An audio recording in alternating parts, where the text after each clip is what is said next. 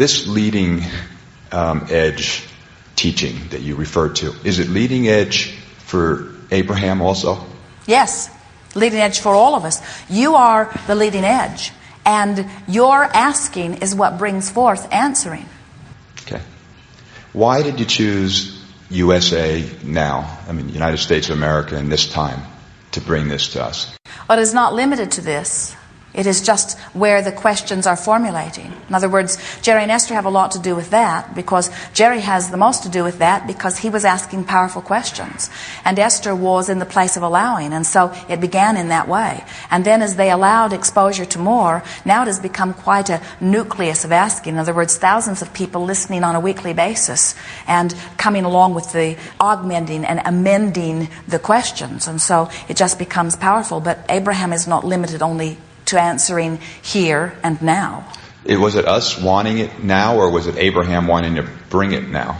There is only law of attraction, and so it is your asking that is bringing forth the answers. But it is desire on the part of all of us. It's like as you stand in your physical shoes and you imagine a happy future, you literally give birth to the idea that calls you to it.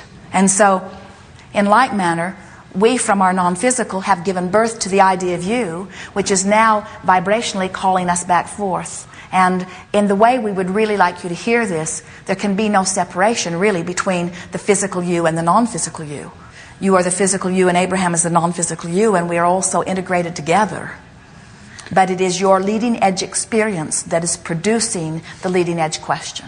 So you're learning with us as we're going along? We are expanding with you and knowing as we go. And we would call it learning as well. That which you call God is never complete, expanding. And the only instance where that would not be true is in the case of true death, where there is nothing more, and there is not any of that. I think, in listening to you, we've come to, or I have, to grips that, there is no death. But the hardest part, I think, for myself or others, is when you have the physical death and you lose that individual. You can appreciate, or I can appreciate, that person is fine and that person is living forever and the soul's everlasting. But the missing part is the relationship with that physical person. And my question would be, I guess, twofold, is how to help us perhaps deal with missing the physical relationship in physical life. And also the next question would be, are we able to continue to have a relationship with that individual when we become non-physical? Yes. In fact, you don't have to wait until you become non-physical in order to have it. Let us answer the first part of your question first. Esther's daughter and her daughter, little Kate is 6 months old now, are at the office in San Antonio, and Esther is with Jerry on the road. And they are not dead, but they are not with her. So she can choose to miss them, which is very unpleasant, or she can choose to think about them, which is very pleasant. Now Tracy is a grown woman with her own child and family. Esther sometimes will say to Jerry, I miss Tracy when she was 2, because she is clearly not 2 or 5 or 10. And yet there were so many sweet, lovely, co-creational experiences that Esther loved then that now are not possible because Tracy has matured into a different personality. So Esther can choose to miss what she was or enjoy what she is. And we're wanting you to reach the place of knowing you can do that even when someone has reemerged into non-physical. You can miss what they were or remember what they were with pleasure, or acknowledge who they are and enjoy what they are with pleasure. But in every case, it's about you deciding how you want to feel. And this question really helps us to emphasize where we began here today, which is most humans don't want to set their own tone. They want to observe something that sets it. So we only ever hear you say you miss those that made you feel good when they were here. Those that made you feel bad when they were here, you say, I don't miss him. It's all about your individual focus, your own individual determination first of how you want to feel, and then looking for something that matches that. If your quest is joy, and you really, really mean it, then you start looking past, present, and future, dead or alive, physical or non-physical, for things that feel good when you find them. But if that's not your intent, and you're looking anywhere and everywhere, then you can stumble upon plenty, whether they're dead or alive, that does not feel good. Missing is about, here it is. You know what you're really missing?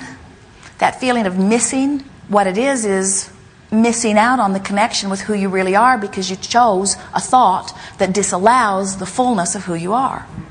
That's what missing is. So next time you say, I miss someone, say, and because I miss that someone, I'm now missing my connection with who I am. Yes. Some glorious, visceral, emotional experiences happen to physical friends as they connect with their dearly departed. Esther has had some of the most intimate, loving feelings with dead friends that far surpassed anything she lived with them when they were sitting across the breakfast table together, you see. It's not about anything other than the vibration that you choose. Time, I have found, is a little different between non-physical and physical. You talk about 17 seconds and 30 days. I have found it's a great difference between your expectation of 30 days and my expectation of 30 days. Well, that's because we know what we're talking about and you don't. We're having fun with it. We're not misunderstanding your linear time. In other words, we're not misunderstanding how long something takes. It is that it is our expectation for you to find that pure vibration. And so what you're really saying is, it's harder, Abraham, than I want it to be to get into the vibration of allowing. Because how long something takes is only as long as it takes for you to stop doing that thing you do that's not letting it happen. And so it can click into place instantaneously. And you have those experiences all the time. If it's not an issue, it happens instantaneously. And time isn't a factor at all. The only time that you are even considering time or wanting to talk about time is if there's something that for a long time you've been wanting and for a long time not allowing. And now time feels like a bigger factor. Well, that's very true.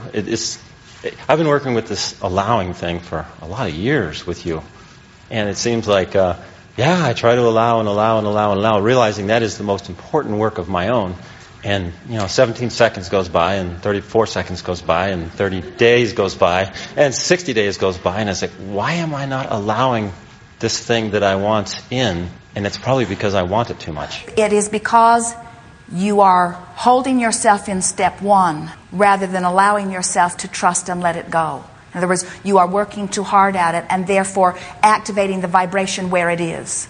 What you are speaking here is so perfect. It is exactly the reason that we are beginning to speak so powerfully about this virtual reality. Because not only you, but many want with all of their might something different from what they have relative to some subjects. But what they have is so dominant in their vibration that they can't shake loose of it. And so they just keep moving through time without shifting vibration. Esther, here's people like you, people who really, really desire things, who can't for the life of them figure out how to let loose of the vibration that is not letting it happen. And that's when she says, we can choose, we can choose. I can damn well choose. And we say, yes, you can, but you got to practice choosing. And you can't start with your issues, because if you start with your issues, you drag it right into virtual reality. And now virtual reality just becomes another process of practicing how you already feel. Why is it that we can't get a direct answer from you on how to do this allowing thing? Because words don't teach. It is life experience that teaches. And even though we've been giving you a direct answer, you're not hearing it. It isn't that we're not answering you. It's sort of like our friend who was talking about the drugs. It's like they're getting the answers, they just can't translate them back into anything that they can relate to. And so we can give you a direct answer. Think thoughts that feel good, and everything that you want will be yours now. And you say, everything I want's not coming yet. And we say, then you're not thinking only thoughts that feel good. You must be observing some of where you are. So think only thoughts that feel good. And you say, it's not coming yet. And we say, that's because you keep noticing where you are instead of where you're wanting to be. So virtual reality is the key. It is. Let's do one. Take us somewhere. Pick a place that you feel pretty sure you'll feel good when you get there. What time of year? You get to choose everything. You're like the creator of this. So you choose the place, the time of year, the time of day, how the air feels, the temperature. Describe it to us. Okay. I'll go to Jamaica, January. The air is about 85 degrees. It's perfect. You don't feel like wearing any clothes. And the water's perfect, too. It's about 90 degrees. You can just get in there and enjoy the waves, body surf. Everything is great, smells good, the people are good. You see people walking along the beach. I'm in the water. It's a wonderful feeling place to be there, to be free, to have that freedom of being there and not worrying about time, money, or anything else. Now, you see, what happened was we must not have been direct enough in our answer. It's a tendency, and we understand it. And Esther did about 200 virtual realities before she got right there. She would go, she would find this perfect place, she would see it, smell it, feel it, and then she would bring someone in to share it with her, and then she would try to reform them in some way. Or notice that they were trying to reform her in some way. And then she would laugh and say, I can do this, and then she'd start again. And it took a little while before she started to feel the essence of it, the reason for it, the feeling of it. So that's why we began describing in more detail. Pick a place and sort of be there for a minute. Now, you chose Jamaica. Why did you choose Jamaica? It's warm. It's on the beach. It's something. I'm a mountain person, so it's something a place different. It just felt like a match to a place that would feel good. And then you picked January because that's a good time of year to be there. It's not so hot. Exactly. And so those were very good choices. And then if you'll slow down just a little bit to try to milk it for emotional responses, what we've noticed, as Esther played the game for a while, she got into a vibration where things from her past just started avalanching in. And she remembered going to Hawaii, and she remembered the first time she went there. Now, the second and third and fourth and fifth, they've gone every January for 21 years. This is the first year that they have not gone. So every January for over 20 years, Jerry and Esther have gone to Hawaii. But when she did her virtual reality, it was only the first one that came back to her, because it was the most poignant. It was the one that meant the most. It was the one where the expectation was the greatest. And so she went back. She remembered seeing the water from the airplane, and then she remembered getting out and walking down the stairway onto the pavement. At that time, it did not take her right into a building, so she could feel the air and smell the air, and it was different air than she had ever felt or smelled. And as she was in her virtual reality recalling this, waves of pleasure came all up through her, just like the anticipation that she was feeling in that moment all those years before. And then she did not go further, because it was only that part of all of that that really perfectly matched the virtual reality ambiance that she'd brought herself to. She did not drag her bags through the agricultural inspection, and she did not start shedding her clothing. In other words, she was dressed way too warm, and she did not ride in the rickety bus that the motor was so out of sync that the exhaust was almost making her sick by the time they'd made the drive around the island. And so what we were getting at, there were parts of that trip that were nowhere near a vibrational match to what she was trying to achieve in her virtual reality. And if she had stayed there longer, she would have started dragging enough reality in, she would have messed up virtual reality. And we want to again reiterate that the reason for this virtual reality process is to show yourself that you can choose a vibration. It's not to show yourself that you can choose a vibration and hold it forever and ever and never deviate from it and never go back to step one. It's not to show yourself that you can be totally irrational and never face reality in any way. It's only to show yourself that you have the wherewithal to focus and achieve a vibration.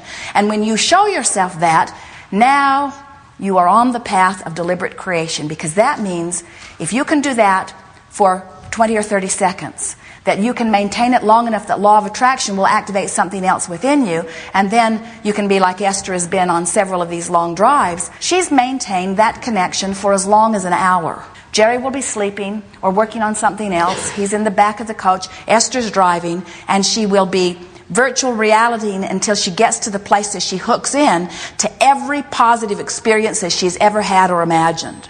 Yesterday, as they were driving, Jerry said, interesting enough, let's set a timer for 15 minutes. And as the timer goes off, we'll ask ourselves, where were our thoughts? And then we'll take a few seconds to just breathe deeply and appreciate. And so Esther was driving. They drove from Sedona here. And as the timer would go off, Esther was in such bliss every time, because it was impossible not to feel good. They were on the open road. It's her favorite drive of all that they do. Wide open roads, very little traffic, nice smooth roads, gorgeous skies, beautiful vistas, beautiful rocks and mountains, everything about it.